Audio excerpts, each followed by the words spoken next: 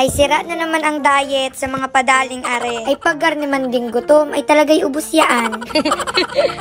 Kami maaga hong nagsigising mga kamangyan, gawa ngayon ho ay mangunguha ho kami ng kungo. Yung kungo ho mga kamangyan ay parang alimango rin, pero may pagkakaiba rin ho talaga sila. Kailangan din nga niyo naming agahan mga kamangyan, gawa ng digay nasa kayo kami ng bangka. Ay kapag medyo natanghali ho kami, baka bumaba na yung tubig, hindi makakatawid yung bangka doon sa adaanan namin. Ay bago nga niyo kami makarating doon sa bangka mismo, ay kami ay naglakad-lakad pa. Ay kailangan nga niyo mag-ingat mga kamangyan, kung katitilos naman ng mga dahon din. Ay pati dahon, gusto na rin akong saktan. Ay aray. Aray ho pala yung bangka na asakyan namin mga kamangyan. Minsan naman ho, kapag may ahulihin kami doon, tapos hindi kami nakakaabot sa bangka, ang ginagawa ho namin, ay di magalakad. Tapos sobrang tagal gawa ng gruping layo ho nun. Tapos ho mga kamangyan, kapag nandito na ho sa bangka, dapat talaga nagatingin-tingin ka ho sa paligid. Gawa ng yung madadaanan minsan ay may mabababang sanga, baka matama yung iyong ulo. Oh, wag pa nailingon ng lingon sa iba para hindi masaktan. Ayan, makalipas ho ang ilang minutong paglalakbay. Wow, paglalakbay.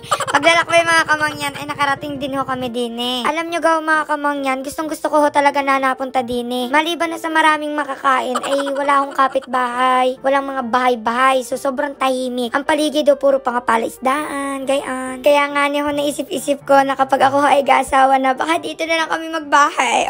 Wari ko'y kahit magbatuhan ng kaldero ay walang makikialam. Ayan, bali areho pala yung agamitin namin sa paghuhuli ng kungo mga kamangyan. Wala na akong alagay din ng mga pamain, gayaan. Basta ho, asiksik lang ere doon sa butas. Tapos, kapag lumabas yung kungo, matik na, syempre, madiretso yan doon sa butas. Pag may nadanggil yan doon sa loob, matik na, magkasara na yan. Ay di, hindi na yung makakawala, huli na. Ayun, ay di, hindi na ho kami nag-aksepa ng oras mga kamangyan. Naganap na ho agad kami ng mga butas kung saan possible na nandun yung mga kungo. So, kapag nakakita ho kayo ng garni mga kamangyan, dumiho yan ng kungo. So, matik, nandun talaga sa loob yung kungo. Nagapahinga-pahinga siya doon. So, paglabas mo, hello Philippines and hello world. Kapag garni naman no, ang itsura ng butas mga kamangyan, ibig sabihin ay bagong gawang bahay lang yan ng mga kungo. Bala, ang agawin ng mga kamangyan at tagtagin lang yung mga putik na yaan. Tapos, ahukay-hukayin para magkasya yung alagay na panghuli sa kungo. Ayun, gayon lang ho, tas balikan na yan sa hapon. Dati ho mga kamangyan, kapag nagahuli-huli kami din, lagi ko nang nakikita yung kungo na yan, gawa ng pagmadaan kami. Masasalubong namin, gayan. Akala ko nung una ay hindi man yun nakakain, pero ayun nga ni, nahuli din daw yun, tapos inabenta. Pero ako ho ay medyo nagataka mga kamangyan, gawa ng madalang ko lang makita ang kungo sa palengke. Ang madalas ko talagang nakikita ay yung alimango. At saka yung ngiti mo. Ay aray. Alam nyo gawa mga kamangyan, hindi ko alam kung ako baga ay matatawa o makukonsensya sa mga comment nung nakaraan. Gawang digay naguli ho kami ng mga alimango. Ngayon, ang mga comment bagay, paano daw kung yung alimango na nahuli namin ay hinahintay daw ng pamilya, gawang ang paalam lamang ay maghanap ng pagkain. Tapos paano daw kung breadwinner daw yung nahuli naming alimango, tapos wala na daw mga magulang yon, tapos yun na lang daw yung inaasahan ng mga kapatid, paano na daw sila? Oh, paano daw kung yung alimango na nakuha ay single mom, tapos naghanap lang ng pagkain para dun sa anak, paano na daw yun? Paano kung yung alimango na nahuli ay ano daw, galing sa broken family, tas lumabas lang daw siya para magwalwal, para mawala yung problema, tas sinuli lang namin. Tapos sabi nung isa, paano daw kung nagpatulpo na daw yung pamilya ng alimango, gawa ng missing na nga daw ng ilang araw. Basta dun sa mga comment na yun mga kamangyan ay ako'y napaisip-isip din ay. Ayan, ay dinatapos na kami sa paglalagay ng patibong mga kamangyan, gayintay na lang ng ilang oras. Pero madalas sa mga kamangyan, sa gabi ho talaga nagalagay ng patibong dini. Pero dahil nga ni marami namang kungo dito, kahit sa umaga, nakakahuli rin ho talaga. At ayun na nga niyo mga kamangyan, habang nagahintay, nagahuli ho kami din ng isda. Si tatay naman nagakuha na ng talabadiyan. After ilang oras sa mga kamangyan, ay nagpunta na ho ulit kami para makita yung mga patibong kung may huli baga. At dahil mukhang alam ho nila na talagang kailangan namin ng pang-ulam, aba, ay mga nagpuntahan sa patibong. Baka ho yung iba sa inyo mga kamangyan, aba, bayiri, hindi na lang bumili sa palengke at nagapakahirap pa doon manghuli. Kasi iba pa rin ho talaga yung saya kapag alam mo pinaghirapan mo isang bahay. Pero seryoso mga kamangyan, mahirap naman ho talaga, mapagod, gayaan. Minsan sobrang init talaga. Minsan naman ho, aabutan kami ng ulan, ay di hindi mo alam, baka kinabukasan, magkasakit. Pero syempre, iba pa rin ho sa pakiramdam kapag nararanasan yung mga ganung bagay. Gawa ng maraming natututunan, marami kang nare-realize, mas nabibigyan mo ng halaga yung mga maliliit na bagay. Kasi nga alam mo kung paano paghirapan yung mga bagay bagay-bagay.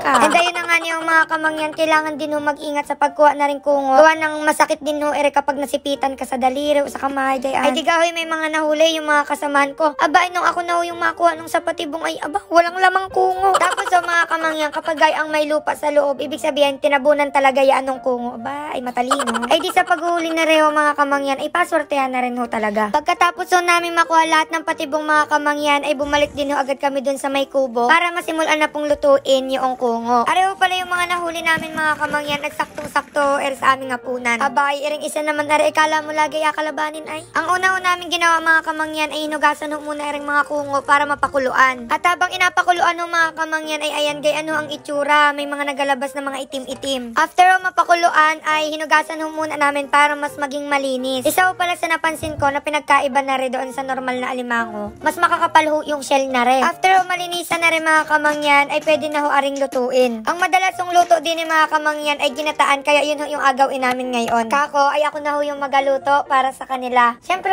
practice na din gayaan. Alam nyo na, para pag ako ho ay nagkaasawa, pagpagod siya sa trabaho, pagluto ko siya ng favorite niya, ano magsabi ka, adobo, sinigang, ano?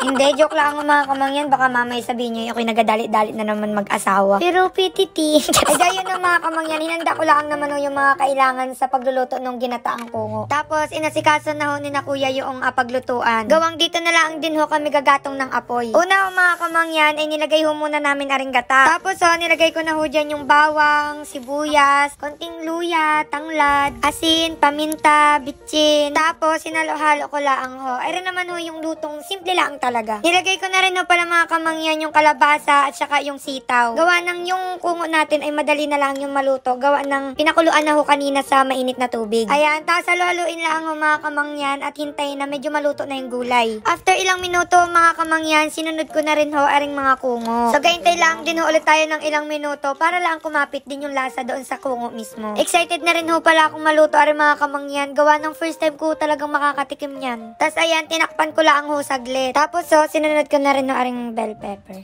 At arin na nga ni ho nung naluto na mga kamangyan ang ating ginataang kungo. Yo. At dahil gutom na rin ho kami mga kamangyan, ay kami nagsimula na agad kumain. Naglagay lang ho kami dyan ng dahon ng saging, tapos kanin at saka yung ulam. Ayan, kapag binuksan ho pala yung kungo mga kamangyan, ay ganyan ho yung itsura. Tapos matigas ho talaga yung shell niya. Kaya ang inagawa nila tatay ay, ayan, inapukpok ho talaga nila para lang makuha yung laman. Pero para ho sa akin mga kamangyan, mas malinam na mo yung lasa na rin kungo. Tapos mga kamangyan, sa totoo lang, ay talagang napasarap yung kain ho namin diyan. Akala nga niyo ho namin nung una, hindi namin mauubos. Pero naubos din ay pinaalalahanan ko nga ni rin ho rin mga kasama ko na maghinay-hinay sa pagkain. Gawa ng aba, ay malayo-layo kami sa ospital. Ay di ayun ho mga kamangyan, habang nakain ho, kami rin ay nagkakwentuhan about sa mga buhay-buhay, gayaan. Tapos sa mga kamangyan, syempre marami ho sa atin, diga ay naalis ng probinsya para mag-aral, para magtrabaho, gayaan. So, ang daming nagka-comment, namimiss na daw nila yung buhay probinsya, namimiss na daw nila yung probinsya mismo nila. Kaya naman ho kami ay naga-video-video din para kahit pa paano kung hindi kayo makauwi, ay di kami yung magadala ng probinsya sa inyo.